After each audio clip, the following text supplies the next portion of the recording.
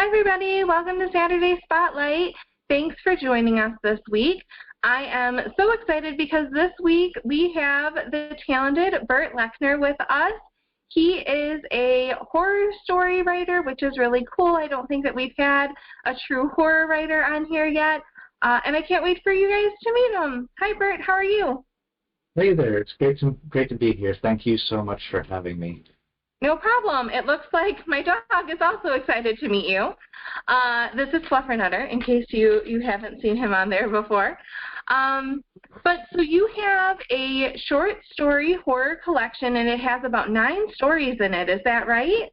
Yeah. So I last year I published my first collection of 9 stories. The Roots Grow into the Earth. It is a collection of what I call occult cosmic horror stories.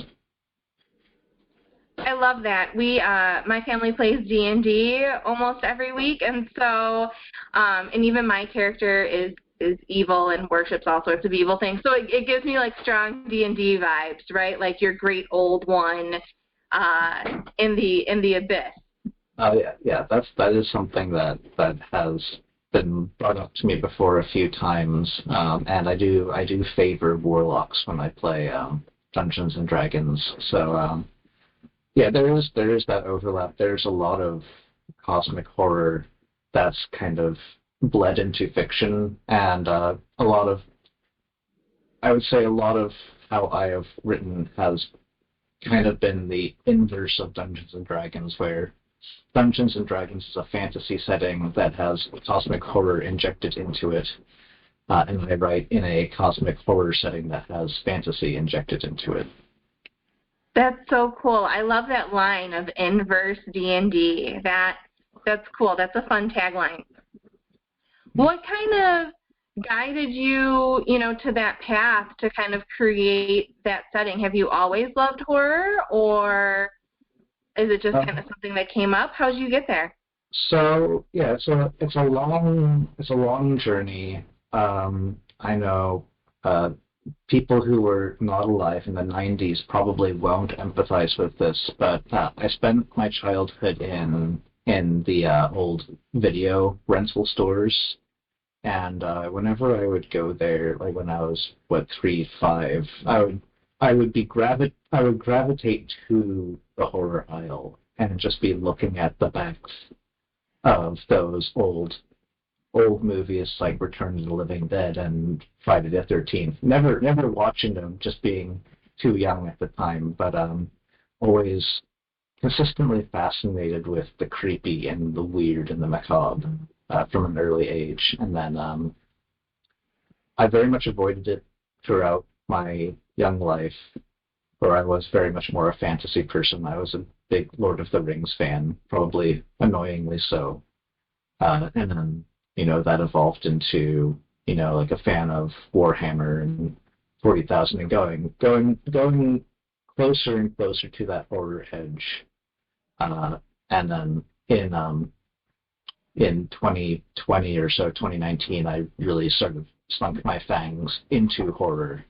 And that's sort of when my sort of writing took a dive from being on the more fantastical sides to just the real, raw horror side. That's really cool. One thing that's interesting too, you're the second author that's brought up that part of the inspiration has come from those, blockbuster family video, those times, JC Flicks, if that was one near you. And I think it's cool when something from our childhood that is more or less not traumatic, right? Like it makes sense when a traumatic event can influence us in a big way, but this is just like when I was a kid, we'd go there every Friday and it was a good time, but what you were interested in and being exposed to so many different visual pictures, and having that authority to kind of look at everything and pick out your own things, that it ends up trickling down, years, decades later. And I think that's kind of cool how that works out. Yeah. Well, I think that's awesome. So 2020, you started really deep diving into the horror. Had you had some of the horror stories beforehand, or was 2020 when you started writing what ended up being the 9 awesome pieces?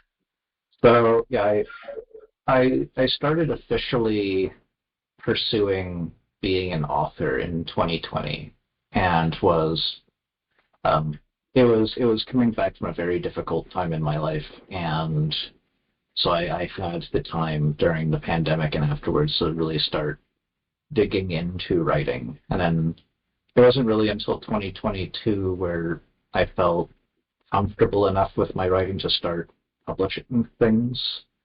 And so I published my first short story ever on the prose for a competition, and that was, I took their prompt and turned it into horror. And then after that, it was very much just a period of getting short stories out and about. I published my first 3 short horror stories on Wattpad before they got moved over to Amazon. And then in 2023, I collected all the stories I had written so far and put them into my first paperback book. That's awesome. I like that you spent so much time kind of developing those stories and those characters. Are they all separate from each other, or is it like American Horror Story where there's like a vague lingering tie, or, are they all kind of in the same world? What do they look like for you? So they're all mostly different stories. They're the 2 of the longer stories in my short story collection, Interstate and Joanne's Vault, have character ties where they are part of the same sort of group of characters. But all of the 9 stories take place in the same setting that I've been calling the universe of Roots. And it's a very cosmic horror heavy sort of, I would say very much, cosmic horror and fantasy setting that I've really been working on since I was in high school. And so it is very much evolved over that long period of time. It started out as a tabletop role-playing game setting that my friends and I and my brother and I had decided to try to make, thinking like, how hard could it be? And so that was my first sort of foray into writing. And it started very simple with very, very heavy fantasy ties. And as I grew older and got drawn more and more into horror, it became more post-apocalyptic and more cosmic and more just very, very horror-oriented until after, my 15, 16 years of tinkering with it, it has ended up with what you read in the books now. That's very cool. And again, I know that we had already, brought up D&D earlier, but I love a good homebrew campaign. I think that those are just so fun, and they're usually so inventive. And I guess kind of tailored to the interests of the people that play, too, right? Which is always kind of fun. Do you think that you guys will try to play in the new world, the new modified version of your universe anytime soon? Well, I am actually we were making our own game system for it, and I'm still working on that. And it's been, 16 years in the making. I don't know if it'll ever be released, but someday in the distant future, you might get a Universe of Roots tabletop role-playing game. We'll see if that's in the cards in the future. Wow, that's super exciting. I didn't expect that. That's awesome. That would be super fun. Universal Roots is such a good title, too. I think that, obviously the word universal would mean that it relates to everybody. So, apparent definition there. But, everyone does have ties to something, right? They have their own roots to whatever that may be. And a lot of us have spiritual roots, even if it's, varying and different from one another. So I think that's a very clever title. Yeah, but roots in here are a little bit more specifically tied to just sort of a fundamental magical quality of the universe that is, I haven't really gone into depth in the book so far, but that's going to be playing more of a part in the works that I have planned in the future. That's awesome. Well, speaking of works in the future, do you have anything coming up that you want people to know about, be it, works to look out for, events, promotions, social media posts, anything like that? Yes, so yeah, everything I talk about here you can find. I'm mostly active on Instagram, so you can find me at Bert Writes Horror on Instagram. That handle goes across platforms, so you can find me on TikTok, Tumblr, YouTube, those other places, and I talk about my work, and I also share cat and cooking videos pretty consistently. But yeah, as for things coming in the future, I'm working on my debut novel currently. It's going to be set in the same setting as The Roots Grow into the Earth, but going to be preceding the events that take place in those stories. Um, I also have some brainstorming going on for some of the characters which appeared in Joanne's Vault and Interstate. So I've had a lot of people comment about how much they like Joanne in that story, and so she's going to be getting her own set of stories. I also have too many projects going on right now. Honestly, I should probably focus on one or the other. More likely to appear in the near future, I have some short stories that I would like to get out, and not related to my horror. For any poetry fans out there, I have a collection of poetry which I am hoping to release mid-year, which is about my experiences surviving, healing, and thriving from emotional abuse.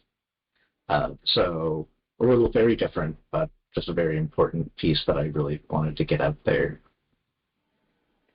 Yeah, and I know you mentioned it's different, but one thing I will say from watching your social media, for those that you don't know, that's how I came across Bert. He came across in my Instagram feed one day, and I was just really taken by his, his post social media, the content that he put out, because it was just very relatable, and it didn't feel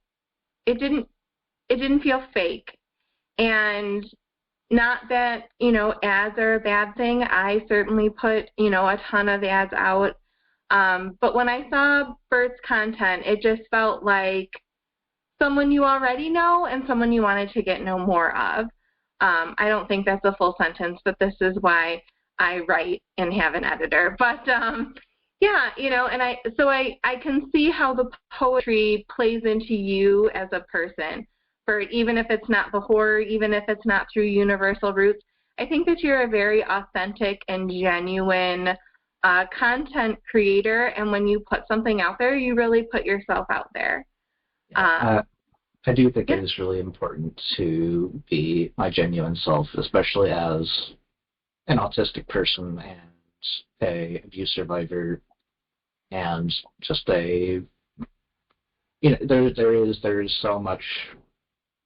there's so much editing and cropping and all that stuff that's on social media. So I try not to do that too much unless there's like an errant sock somewhere in a photo that you probably don't, that doesn't behoove you to see. So yes, I try my best to be as genuine as possible. It's not perfect, but we do what we do. And yeah, I do really hate advertising. I try to avoid doing that as much as possible, but you should buy my book if you have a chance. I agree. And I think looking out for that poetry book will be just as wonderful and powerful as the Universal Roots series. Well, thank you so much for spending time with me today, Bert. Like I said, I think that you're a very genuine person.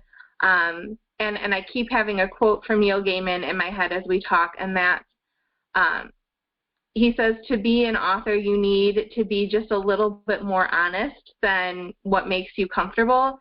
And I really think that you've nailed that, and you have that in spades.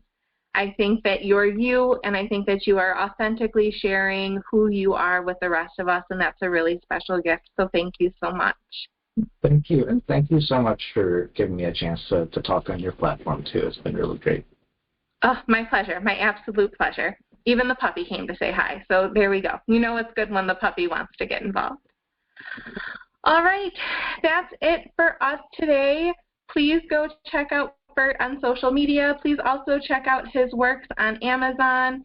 Like he said, he has his short story horror collection out right now, and a lot of great works in progress coming in the future. So check him out. But thank you so much for being with us this week, and I hope to see you again soon. Bye, Thank everybody. you so much.